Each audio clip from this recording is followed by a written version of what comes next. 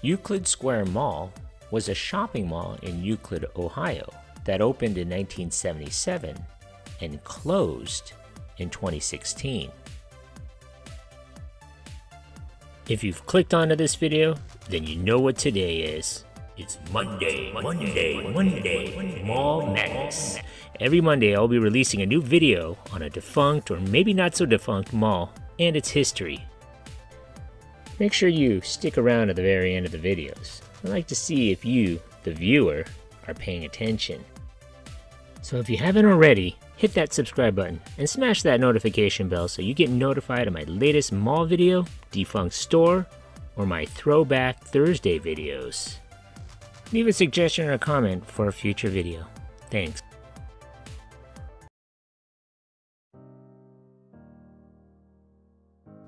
Euclid Square Mall was developed by Jacobs, Visconti and Jacobs, with planning efforts beginning in the early 1970s. Early on, a lawsuit was filed against the developer over zoning disputes, which was dismissed by the County Common Pleas Court on July 19, 1974. This cleared the way for construction of a $37 million facility on the site of the former Chass, Brass, and Copper Company tubing mill. Euclid Square Mall opened in March of 1977 as a single-level 642,000 square foot enclosed mall with 2 anchor stores and 92 indoor tenants on 75 acres in Euclid, Ohio. Opening at the mall was a 2-story, 177,000 square foot May Company and a 2-story Higbee's department store. There were also 5 outparcel stores outside the mall, including Dollar Bank, Red Lobster, Stop & Shop, Toys R Us, and another bank. Among the 92 tenants, you may remember Florsheim Shoes, Hickory Farms, Lerner Shoes, Stride Right, Flower-Rama, Dr. Pet Centers, Love Cards and Gifts, Huff's Bakeries, My Fair Lady, The Gallery, Caramel Corn, Taco Bell, and CPI Photo Finish. The Euclid Square Mall would pay immediate dividends in the creation of nearly 2,000 jobs, plus huge increases in income to the city from real estate tax on the new mall, which helped the city avoid raising its taxes. The Euclid Square Mall would flourish in the 1980s, but beginning in the 1990s, the mall began to suffer from changes. In 1992, Higbee's department store closed and reopened as Dillards. In 1993, the May Company closed. The store reopened as Kaufmann's, and the interior was renovated in 1994. By 1997, rumors had erupted when talks started that Kaufmann's would soon be closed, being dragged into expansion plans for a separate shopping center. In late 1997, the Zamias Service Company would close a deal on the purchase of 10 mall properties from Metropolitan Life Insurance Company. It included in the deal was Euclid Square Mall and 9 other malls scattered throughout the eastern and midwestern states. At the time of the purchase, Euclid Square Mall was still a somewhat respectable center with vacancy rates at 15%. Though these numbers were below average for the Cleveland market, there was still nowhere near as bad as the 29% vacancy rate at the nearby Richmond Mall or the 31% rate at the Randall Park Mall. 1 year later, the mall would lose a major anchor when Kaufmann's closed and would relocate to the nearby and newly renovated Richmond Mall. This loss would only help contribute to the soon-to-be rapid rise in vacancy. Even after losing an anchor, there still may have been a chance of turning the place around as the mall still had some signs of life, but by 1999, it had seemed that Zamias Services had given up. Shortly later in 2000, Zamias would sell the mall to North Carolina real estate investor Hayward Richard.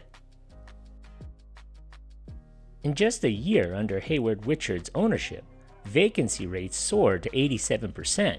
By 2002, the mall's remaining anchor, Dillards, converted the store to a clearance center and closed off access to the second level of the store. The last tenant at the mall, Dollar Bank, closed in 2003. Toys R Us had closed the year before. In 2004, Hayward eventually gave up the idea of ever turning a profit on the property and sold the mall at a loss to local businessman Ted Litchko. Litchko's first plan was to fill the vacant anchor store. His idea was Outlets USA. Despite the name, Outlets USA was not your typical factory outlet, but more of an upscale flea market set in a department store consisting of a gallery of vendors selling wares such as furniture, cigarette lighters, tires, and scratch-and-dent appliances. Outlets USA would feature 150 spaces for vendors on the first level of the former Kaufman store, and if there was filled up, they would open up the second level. Litchko would focus on revitalizing the mall's interior. His first order of business was to reactivate the beautiful fountain system. He put his team to work to clean up the mall interior and get the stores into move-in ready condition.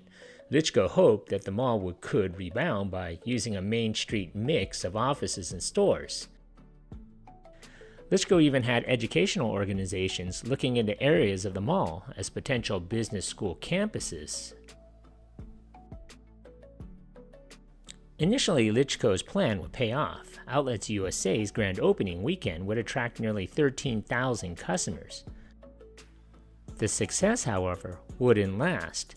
Outlets USA would close just 2 years after opening, with Litchko citing that the vendors were a bad mix with the mall. And just like that, the mall was headed back on its course of failure.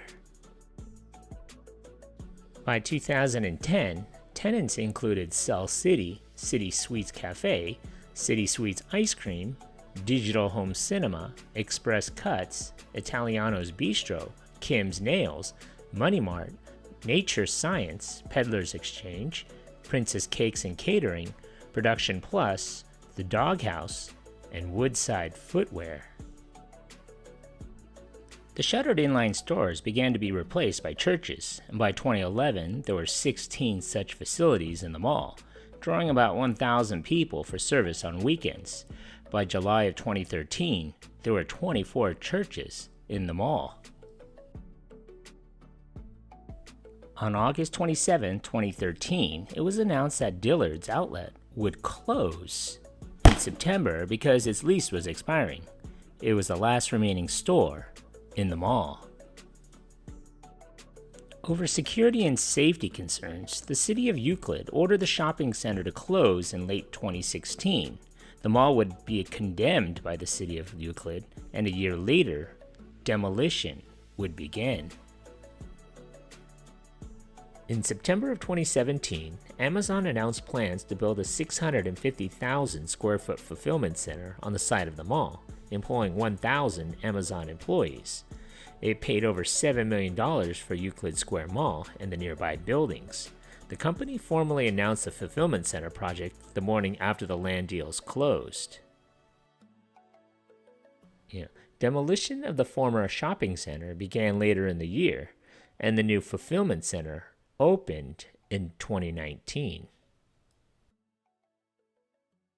Congratulations, you made it this far into the video. When I find you. Pop quiz, hotshot.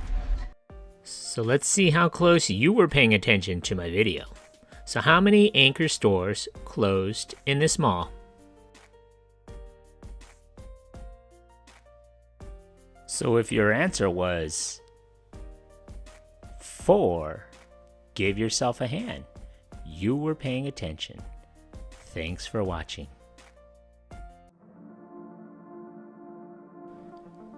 Thank you for watching. If you like this content, and if you haven't already, hit that subscribe button. Thanks.